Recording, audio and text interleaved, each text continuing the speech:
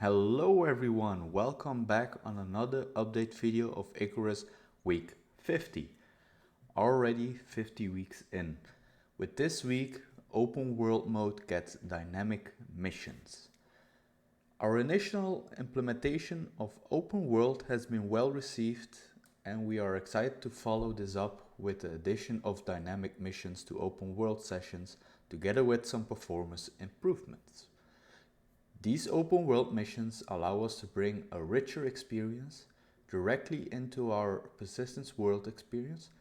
Inside an open world session, you can now launch special missions from a short range radio in your base.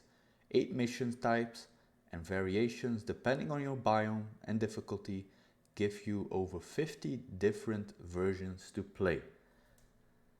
So we can say we have a lot to do. And we already had a lot to do, so good stuff. Performance improvements to reduce the impact of Unreal Engine RVT tech has been implemented that can improve performance significantly to many players.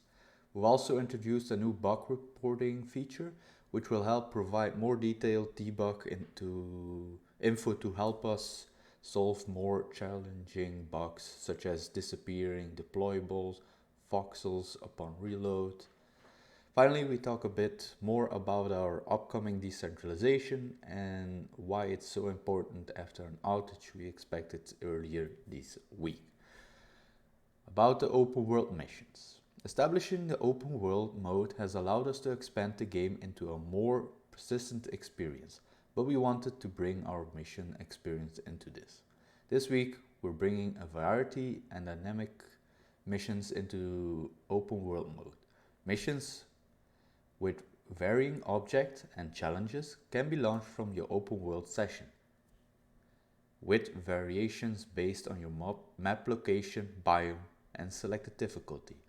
But you first need the radio for that. So you probably have to build that, I think. The new short-range radio can be made at the crafting bench. After unlocking it in the blueprint tree, so you first need to unlock it in the blueprint tree and then craft it at the crafting bench. And requires 10 wood, 8 ropes and 15 iron. Once crafted and deployed, engaging with it will provide 2 contracts to choose between, with any you select being repeatable in the future. Okay, not that bad. The 8 types of missions available are: number 1, hunt. Kill a quota of wild animals that spawn in the current biome. Number 2, grow. Grow a quota of vegetables and deliver. Number 3, mine. Collect a quota of requested ore and deliver. Number 4, collect. Search for downed prospectors and collect and deliver their IDs. Number 5, scan. Scan a location with the scanner provided. Defend the scanner. Number 6, cache. Collect the cache from a previous prospect. Number 7, boss. Kill a wandering boss animal. And number 8, tools. Craft and deliver 3 tools of varying tech levels. Completing of your assigned mission will result in a reward pot descending to your location, where you can choose between one of 3 offered rewards and be granted XP for your efforts. Cool! These missions differ from those in the mission game mode, so don't forget to still play them, especially if you want to unlock boss enemy items or find exotics. In future, we're looking at more ways to integrate the rich mission experience of the base game with open world mode, while still having some unique standalone missions. We have experienced 3 months of back-to-back growth in player numbers, revenue and playtime, much of which driven by open world mode. As such, it's clear that players enjoy this, and our community and many content creators have provided excellent advice for us about how to focus the experience. As such, we will be expanding and developing open world mode based on your feedback. Please continue to let us know your thoughts and ideas on how to develop this further. Now they're talking a little bit of performance, what they did to make this better. We're implementing the performance improvement we talked about last week with early indications from our experiment testers, suggesting positive improvements for mid to low spec players. To explain the change, Icarus previously utilized Unreal Engine's Runtime Virtual Texture, the RVT, technology to provide terrain texture details and environmental blending for our rocks and cliffs. We found that our heavy use of this tech has led to a GPU bottleneck.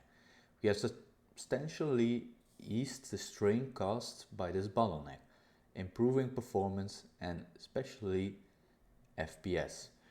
We released this improvement to our experimental branch tester earlier in the week and have received feedback ranging from no change to significant improvement, where one user reported seeing frame improvements from 14 FPS to 50 FPS on epic settings, and another from 40 to 70 FPS average to 60 to 80 FPS average with DLSS on. Some other encouraging feedback included players now being able to spot creatures at greater distance and having landscape load for far quicker and more seamlessly. This will of course depend on your individual hardware specs, settings, world complexity, etc., as unfortunately players with high spec machines already experience high frame rates, report less improvement from this change. At times it can be frustrating as a player to see an update that doesn't improve performance. With comments coming up like why aren't they fixing performance first? Performance is an ongoing task and clear focus for our team since launch. With Icarus we pushed the boundaries of an engine, even working directly with NVIDIA on a new functionality. This means the development and systems are quite complex and it can take a long time to bring performance improvements. We have dedicated team members looking at the game, profiling it and developing fixes. This area is one of the most complicated to schedule. So sometimes weeks can go by without major fixes being deployed. I mean, every performance change they make is a good one, even if it's only for the people who run the game on lower or mid specs. So even if the high spec players aren't affected by this, still a good change. I mean, you already have a PC that can run the game on max settings, so I mean, you should be grateful for that. Not everyone has the opportunity to run the game at full spec, so they will get there.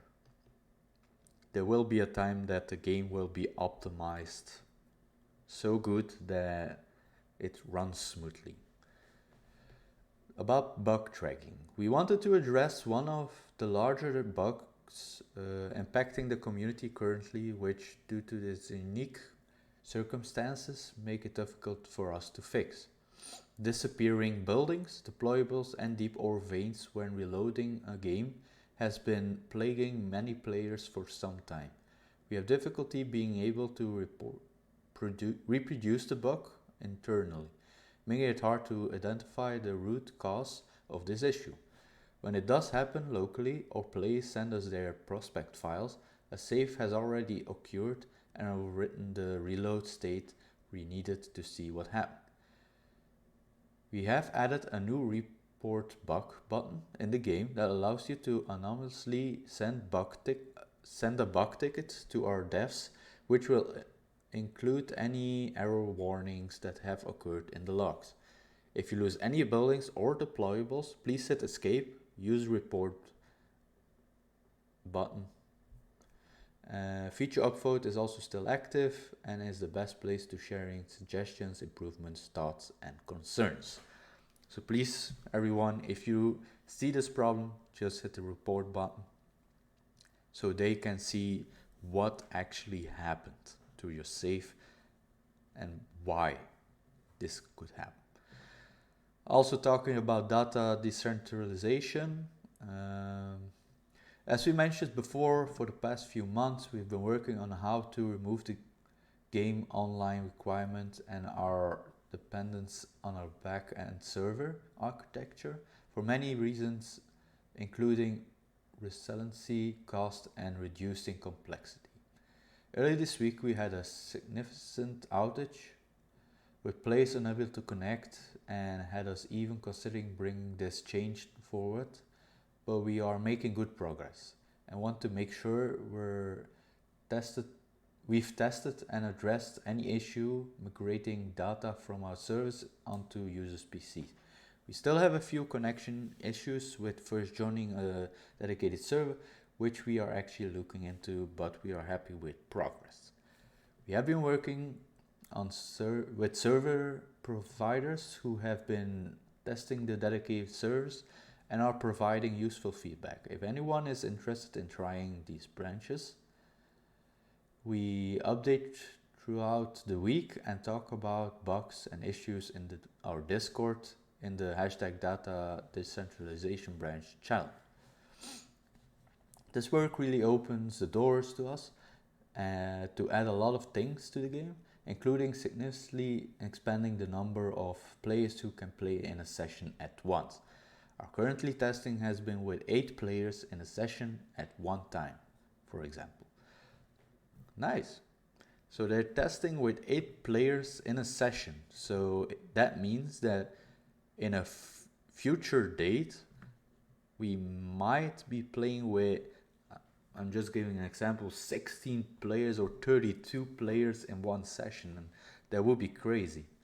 Not sure if they will hit the numbers 32 or 16, but it is nice to know that they are looking to make it happen that more players can join in a session.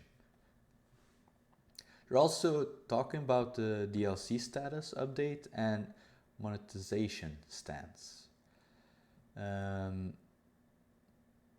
We have a little text of the CEO here, Dean Hall. Icarus is the first major title the studio has produced, and it would be fair to say our launch was rocky. With the launch, we undertook a review of how we were working and made adjustments, as well as some key decisions. One commitment we made was to work on the quality of the base game and customer satisfaction before we looked at monetization. We originally had plans for more additional monetization, such as DLC including more expansion, but have moral objections to monetizing the project while reception was deservedly mixed. Instead of this, we committed to weekly updates even though holiday periods to build customer and player confidence to allow us time to develop the experience. As such, we're still not at the point where we feel comfortable releasing paid DLC, as we feel there is still some work to be done getting the base game to an experience players are satisfied with.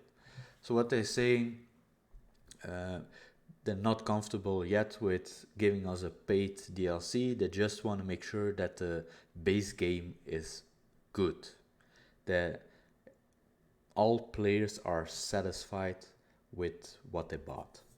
That's what they are saying here. If you want to support the team further and you like a game like this, the Stationeers, you could always buy this. And we also have the change logs here with the new content. If you want to read all of this, pause the video, go through it, so you can get every point that you want to read, the fixed version and the future content. So we're already at the end of the video again. I hope you all enjoyed and that everything is clear, and I will see you in the next video. Bye bye.